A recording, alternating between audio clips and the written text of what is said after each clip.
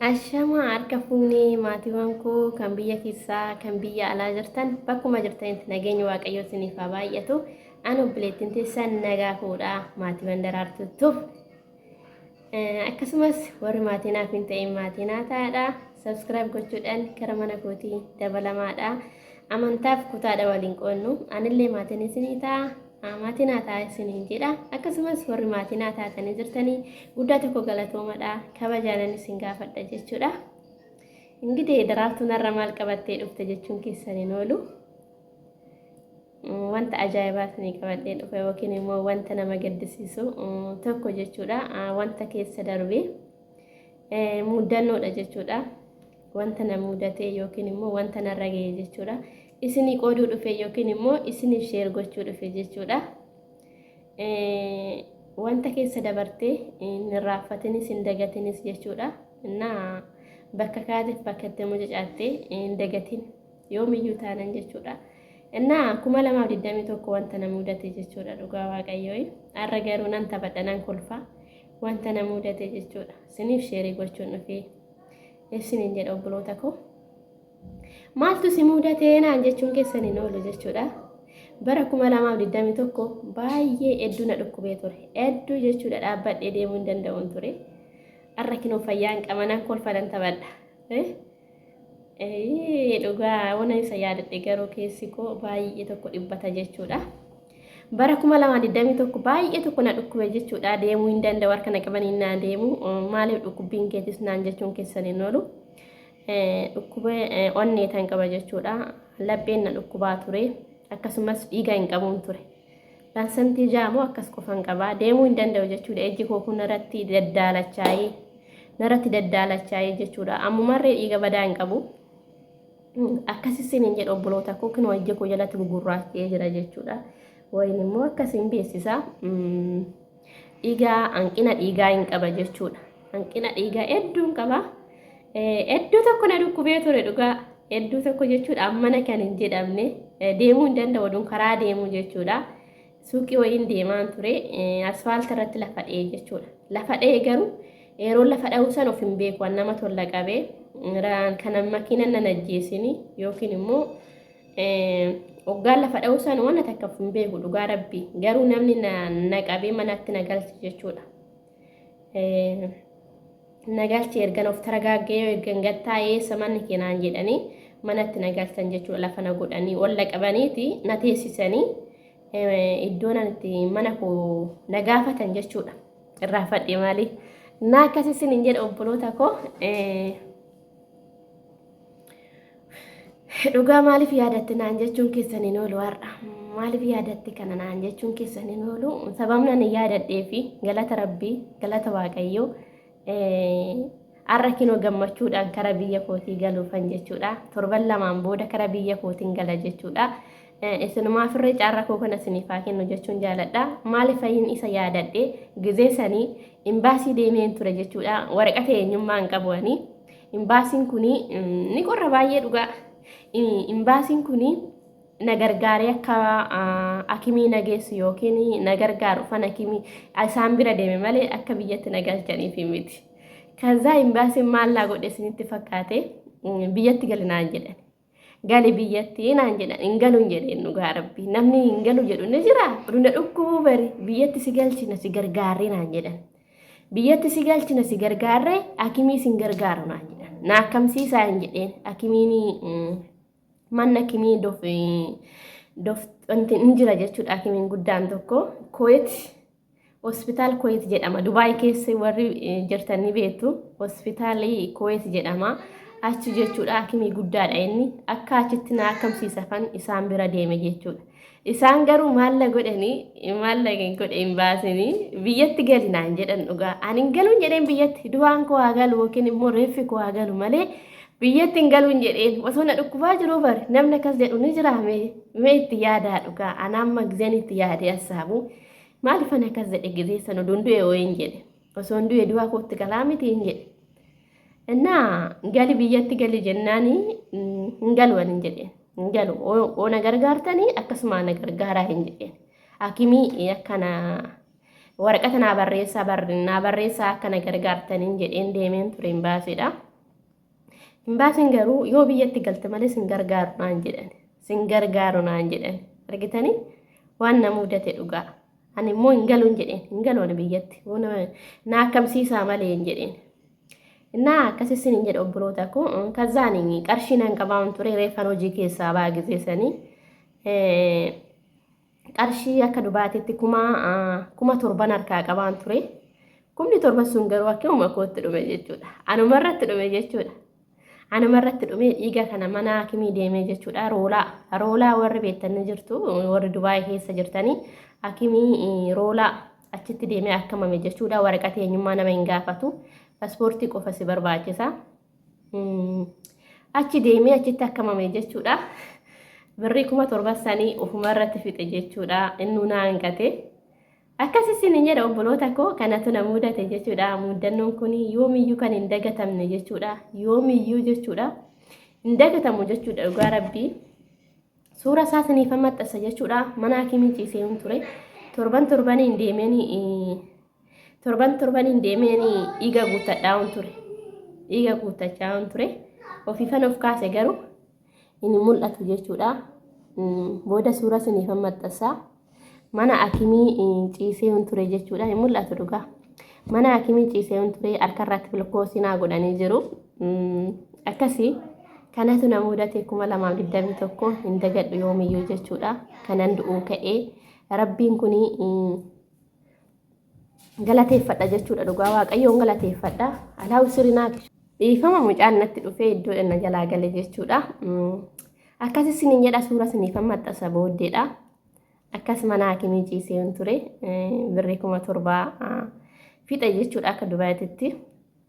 Dhiiga naa guutan jechuudha. Dhiiga naa bitaan ture jechuudha. Dhiiga naa guutanii akkasiin fayyee kinummaa kara biyya kootii galaan jira jechuudha. Galata Waaqayyoo galateeffachuun dhufe dhugaa rabbii kan asiin nagee jechuudha. Fayyaa koo muluu naa godhee asiin nagee jechuudha. Namni obsa qabu wanta barbaadeen dhabu jechuudha. Yoomiyyuu jechuudha dhugaa rabbii. Yoo obsa qabaatte yoomiyyuu wanta barbaadde saniin dhabdu jechuudha. Garuu obsa qabaadhu ati ofitti amanummaa qabaadhu, amanummaa qabaadhu jechuudha. Galata rabbii kinoo fayyaadhaan gammachuudhaan Oromiyaa atti galuudhaafan jechuudha. Biyya kootti galuudhaafan jechuudha. Biyya abbaa kooti, biyya haadha kooti itti galuudhaafan jechuudha. Fayyaadhaan gammachuudhaan yaadadha isa san jechuudha dhugaa kan yookiin dhukkubbiidhaan yookiin immoo du'aan koo galu har'a kinoo gammachuudhaan karaa biyya kootii galuufan jechuudha. Isiniin jedha obboloota kooyi mudannoo kanatu na mudate jechuudha. 2021 kan dagatamuu qabu jechuudha. Yoomiyyuu hin dagadhu jechuudha. Mudannoo yeroo san na mudate bara koronaa sun irree naqabee jira dhugaa. Koronaa sun mucaan natti dhufe ammas maal mucaan akkanaa. Ifoo mucaan na rakkisaa jira dhugaa akkanitti waraabudha. Iba jidduu na qoraxanaasaa. Innaa akkasii sin jedha koronaan kun irree naqabee jira jechuudha. Gizee sanii osoo mana hakimii sanitti naqabe jechuudha. Asiifachoo duwwannoo jedhu. Koronaan kun irree naqabee madaarratti madaan na dabale jechuudha. Baay'ee na dhukkubee kana keessan dabarse jechuudha. Galata Waaqayyoo kinoo fayyaadhaan kara biyya kootii galuufanii. Rabbiin hoo jedhee du'aa naa godhaadha. Waraqaa eenyummaan qabu waan ta'eef ganaa imbaasii deemee imbaasii waraqaa adii jedhamu. Waraqaa adii dhangala'u jedhaniitu waraantiin hin qabne. Warri waraqaa eenyummaa hin qabne kuni iggi uccii warri ta'e jechuudha. Waraqaa adii kanaan galu jedhanii kanaaf akkuma isarree na gargaaran yookiin immoo rabbiin akka nagaan biyyatti na galchu waan hundaa naa guutee du'aa naa godhaadha. Tsaalotii naa godhaa isiniin jedha obboloota koo nagaan biyyatti galii nagaan biyya keetti gali naan jedhaadha. Waaqayyo si haa gargaaru naan jedhaadha. Isinumarree immoo caarraa kana isiniif haa kennu isiniin jedha obboloota koo warra biyya hormaa keessa jirtan jechuudha. Rabbiin caarraa koo kana isiniif haa kennu kaayyoo keessanii baatan guuttattanii biyya keessanitti akka galtanii rabbiin isin haa gargaaru isiniin jedha obboloota koo. Hedaa namni obsa qabu waan hundumaa ni argata jechuudha dhugaa Waaqayyoo. Inni akkasii isiniin jedha obboloota koo waa kanatu na mudate jechuudha. 2021 wanta dagatamuu hin qabnedha. Har'a kinoo gammachuudhaan biyya kootti galaan jira jechuudha. Biyya haadha kootti Oromiyaa biyya kootti galaan jira jechuudha. Gammachuudhaanii das na jedhee jira jechuudha. Biyya kootti biitti ormaa bagizeedhaan malee biyya ormaati dhugaa. Biitti ormaa kan ormaati waan ta'eef bagizeedhaaf yookiin immoo of jijjiiruudhaaf biyya ormaa keessa teenya malee biitti ormaa kan ormaati jechuudha. Kanaaf biyya kootti galuudhaafanii isin jedha obboloota koo baay'een isin jaaladha. Baay'een isin kabaja. Keessan dhugaa hedduu isin jaaladha. Naakasi viidiyoon kun yoo isinitti tole like share gochuu hin dagatinaadha. Dogongora koo komentii jala naa kaa'aa jechuudha sanduuqa komentii jala. Yaada qabdan komentii jala naa godhaa isiniin jedha. Akkasumas baga rabbiin si fayyises iddoo kanaa si fayyisee asii si gee naan jedha isiniin jedha. Fayyee tokko amma fayyaadhaanii kara biyya kootii galaa jira jechuudha. Rabbiin hoo jedhe torban lama bichaatu na hafe jechuudha. Qanii san lakkaa'an jira. Arra bultii 11 ji'a kana fixeen gala jechuudha. Rabbiin hoo jedhe Waaqayyoon hoo jedhe ji'a kana qofa bichaadha.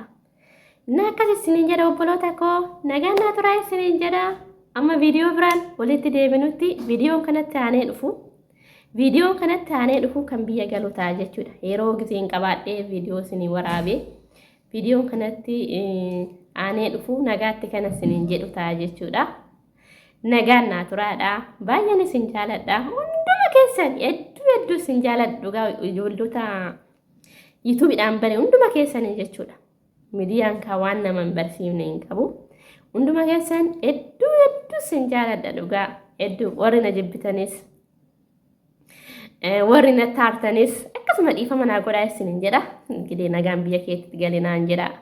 Waaqayyoon biyya keetti nagaa si haa galchuu naan jedha isiniin jedha obboloota koo. Wanda gongore dhiifama naa godhaa haasawaa koo irratti.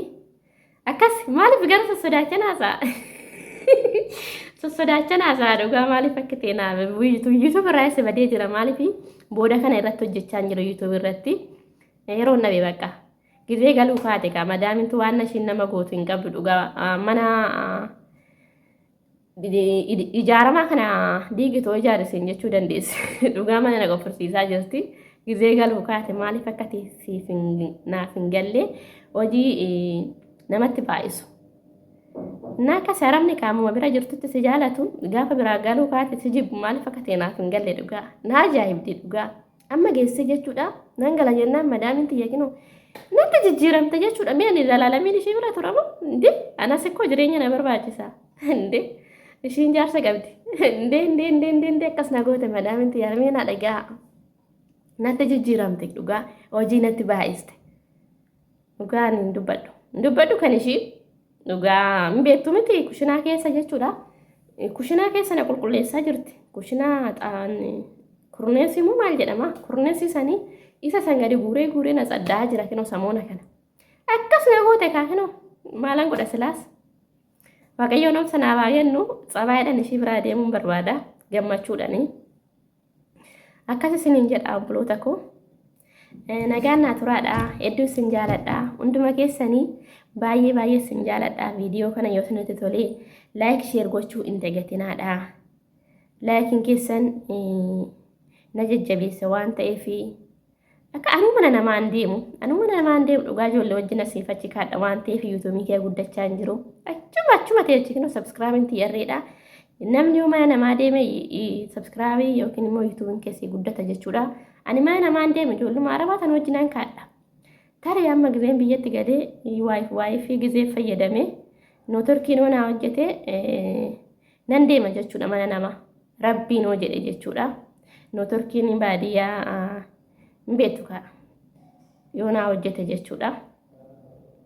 Nan deema mana ormaa hunduma jalaa wanafu jechuudha. Galeen Oromiyaa isinitti argisiisachi. Inni akkasii isiniin jedha abdiidhaan eeggadhaa isiniin jedha. Nagaan naa turaadha. Amma viidiyoo biraa walitti deemnutti waree isinitti baay'isee. Ciao. Baay'een isin jaaladha. Nagaan naa turaadha. Amma viidiyoo biraa walitti deemnutti viidiyoo nagaatti isiniin jedhu isin waraaba jechuudha viidiyoo kanatti qaxxalee. Nagaan naa turaa. Baay baay. Hedduu sin jaaladha hunduma keessanii like share gochuun dagatinaa. Baay baay.